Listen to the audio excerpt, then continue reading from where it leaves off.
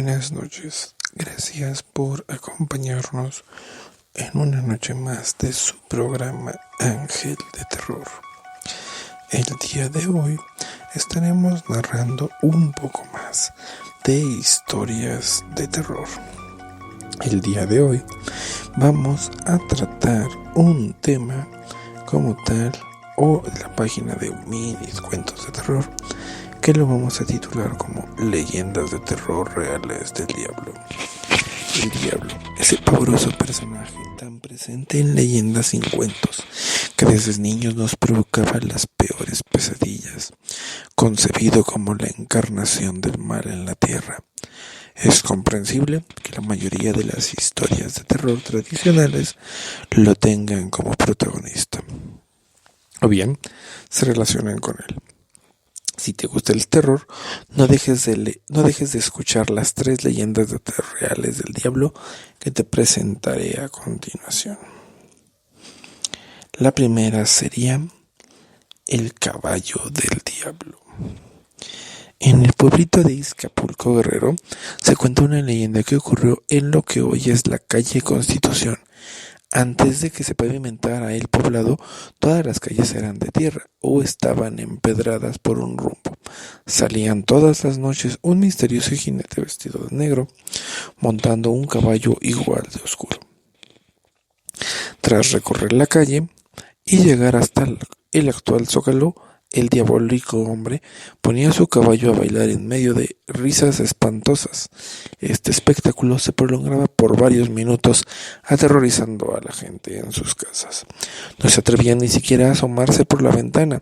Comentaban entre ellos que el jinete era el mismísimo diablo, pero por extraño que parezca, no era a él a quien más temían, era al caballo. El animal los llenaba de pavor, pues a veces lo escuchaban cabalgando solo y emitiendo relinchos espectrales. Cuando iba sin jinete, no se conformaba con andar por las calles, sino que recorría todas las del pueblo. De vez en cuando se veía su sombra envuelta en llamas y otras no se le podía ver, pero sí se escuchaban sus temibles cascos. Trotaba especialmente en la calle preferida de su amo, ya que ahí muchos revolucionarios habían muerto sin confesarse ni recibir la bendición de un sacerdote. Era por esto que sus almas estaban condenadas al infierno, y el caballo iba a cuidarlas para que no se las arrebataran a su amo. Un día, hartos de sentirse atemorizados, los pobladores fueron a ver al sacerdote de la iglesia local y le pidieron que bendijera el lugar para que las almas del revolucionario descansaran en paz y el diablo no volviera. Así lo hizo. El padre roció el suelo con agua bendita y murmuró una plegaria para los difuntos. A partir de entonces, ni Satanás ni su caballo fueron vistos por Izcapuzalco. La siguiente historia sería el silbido del diablo. Tomás era muy conocido en el poblado de Bonce por su escepticismo respecto a los asuntos de fantasmas, monstruos o brujerías. Siempre se había destacado por ser un muchacho frío y que no le tenía miedo a nada. Aunque de esto último no estaban tan convencidos sus hermanos y amigos, quienes morían por encontrar de una vez por todas la manera de asustarlo. Un día Tomás tuvo que ir a Santa Ana por un velorio y los chicos vieron la oportunidad perfecta para espantarlo. Robaron un ataúd y se dirigieron a la mitad del camino entre los poblados. Ahí subieron a un gran árbol y colgaron el féretro de una de sus ramas. A lo lejos escucharon los cascos de un caballo. Era el de Tomás, que ya venía de regreso. Con cuidado soltaron el ataúd esperando que se asustara. Sin embargo, el joven frenó el caballo a ver cómo lo descolgaban y adivinando que eran ellos, se puso a gritar con enfado. Ya saben que no creo en los muertos, en espantos, ni ninguna de esas cosas. Yo no creo ni en el diablo. Decepcionados, sus hermanos y amigos bajaron y decidieron que era la última vez que intentaban asustarlo. Todos juntos se dirigían a Bonce cuando el silencio nocturno fue interrumpido por un largo y escalofriante silbido, que a los chicos les heló la sangre. Tomás, que también lo había escuchado, no reaccionó. Sin decir una palabra, se fue con su caballo hasta un desfiladero muy angosto, en el que se metió, ignorando los gritos de los demás. Era como si estuviera hipnotizado por alguna fuerza desconocida. Es el diablo que se lo está llevando, dijo uno. Hay que hacer algo. Trataron de llamarlo y de darle alcance, pero todo era inútil. Tomás avanzaba por el desfiladero sin importarle que las rocas lo arañaran y le magullaran la piel. Finalmente, uno de sus hermanos exclamó desesperado: «Por Dios, deja en paz a mi hermano y llévame a mí». En ese momento el silbido se detuvo. Tomás volvió en sí y se sorprendió a ver lo herido que se encontraba. Los muchachos lo ayudaron a salir del desfiladero y por fin regresaron a casa, donde contaron esta historia. Desde ese día, Tomás se volvió un chico más reservado. Cada vez que hablaban del diablo, callaba con respeto y se sentía un escalofrío en todos los huesos. Por primera vez sentía miedo en su vida. El siguiente relato sería titulado La niña que rezaba al diablo. La pequeña Alondra era una niña dulce y tranquila, que jamás había dado un disgusto a nadie. Siempre obedecía, era amable con los demás y jamás se olvidaba de decir sus oraciones. Sin embargo,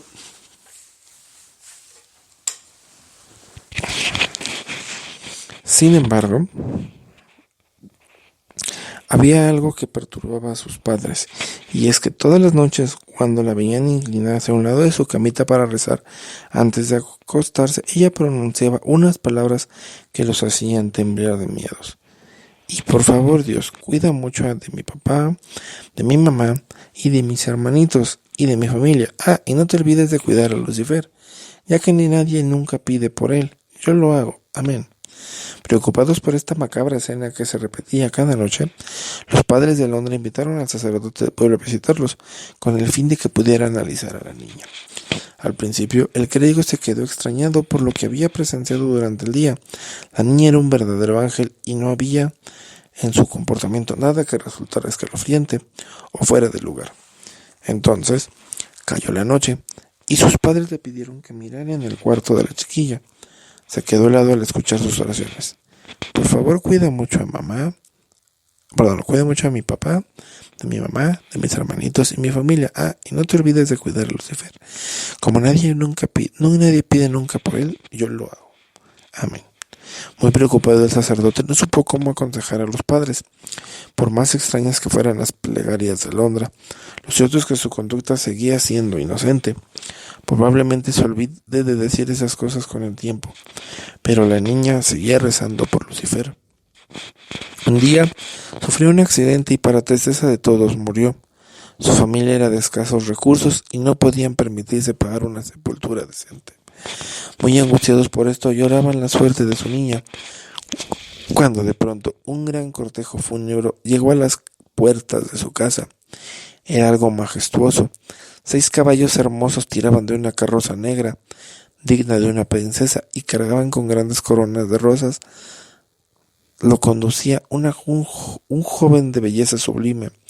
Su tez era blanca e inmaculada, sus cabellos negros y sedosos, y sus ojos del color de la sangre.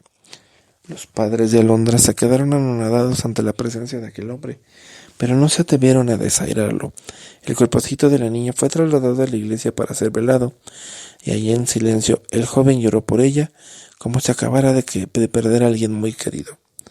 Todos se preguntaron quién sería el misterioso benefactor de la pequeña.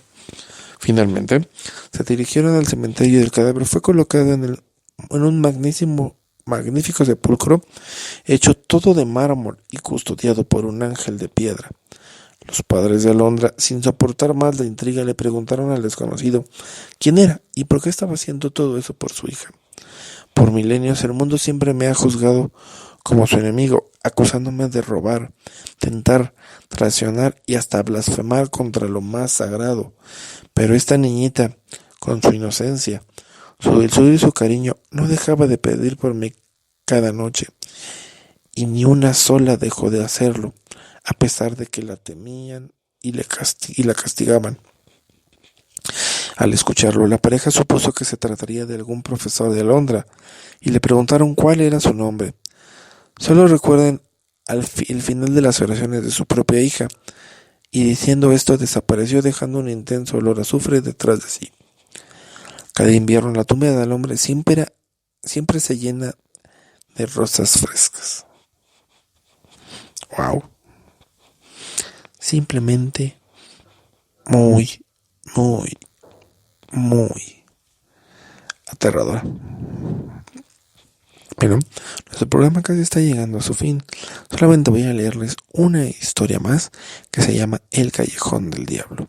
En pleno centro histórico de la Ciudad de México hay un rincón que se conoce como el Callejón del Diablo, que va desde la calle de San Martín hasta la calle de la Zanja. Se trata de una callejuela lúgubre y rodeada por varios árboles, a la que apenas llega algo de luz. Al fondo se puede ver una casa modesta. Los lugareños aseguran que hace muchos años ahí vivía un hombre enfermo de tuberculosis. Debido a la presencia de este desdichado y la apariencia tan sombría del callejón, era obvio que las personas evitaran a toda costa internarse por ahí, sobre todo si era de noche. Pero además de esto, había otro motivo de peso que provocaba que la gente se estremeciera con tan solo pasar enfrente. Todas las noches a las 12 en punto, con exactitud, el mismo diablo hacía acto de presencia dentro de la callejuela. Por supuesto, esto despertó el morbo de muchas jóvenes imprudentes que aprovecharan para retarse entre ellos a ver quién era tan valiente como para entrar. Federico era uno de los más insolentes, el que siempre se la pasaba de juerga y era conocido como el más valiente de un círculo. No dudó en apostar con un montón de rufianes a que podía entrar al callejón para conversar con el mismísimo demonio y salir ileso. Esa noche apenas sonaron las 12 campanadas de una iglesia cercana, los bravucones se dirigieron hasta el lugar y Federico se metió al callejón riendo para sus adentros. Vaya bola de cobardes. Vamos a ver si don Diablo se digna aparecer para tener una conversación conmigo. No bien hubo dicho esto, notó la sombra de una persona apoyada contra el tronco de un árbol cercano. Buenas noches, creí que no había nadie por aquí. En ese momento el desconocido se volteó y Federico dejó escapar un alarido de terror. Tenía la figura de un hombre, pero su cabeza era de un animal monstruoso, que lo miraba con malicia y emitió una risa de ultratumba. El incauto joven sintió que las rodillas le temblaban e inundado por el medio, se dio la vuelta y escapó corriendo sin importarle lo que fueran de sus amigos. Lo cierto fue que ellos no se atrevieron a burlarse, poniéndose pálidos al ver la extensión de su rostro. Desde ese momento el rumor de que el diablo acudía todas las noches al callejón cobró más fuerza, sembrando el terror entre los citadinos. Alguien sugirió que para evitar que el maligno saliera y causara desgracias, debían dejarle ofrendas de vez en cuando para mostrarle el respeto, monedas de oro, joyas, tabaco y licor. Empezaron a aparecer fuera de la callejuela, y lo más curioso era que siempre desaparecían sin que nadie se acercara para tomarlas. Hoy en día las cosas han cambiado mucho en el Callejón del Diablo. La mayoría de la gente ha olvidado lo que sucedió ahí, pero algunas de vez en cuando aseguran ver la silueta de un hombre caminando en la noche. Bueno, ¿qué les parecieron las historias de esta noche?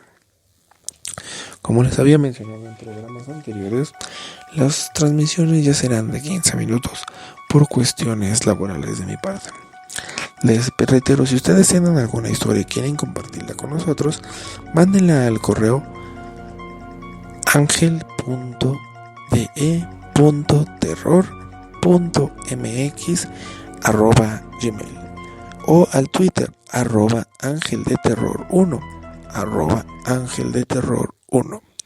Espero las historias de esta noche les hayan causado escalofríos y de igual manera espero que nos vuelvan a acompañar el siguiente miércoles para seguir contando más historias. Sé que en programas anteriores les prometí algo especial para el día de hoy, pero como tal, por el momento voy a postergar ese tema. Se despide de ustedes deseándoles que pasen una excelente noche. Si tienen miedo, prendan la luz. Si no, simplemente abrácense de su ser más querido, de su peluche más sagrado o de su mascota más cercana, para que no duerman solos y no los visiten. Pasen una excelente noche y gracias por escuchar.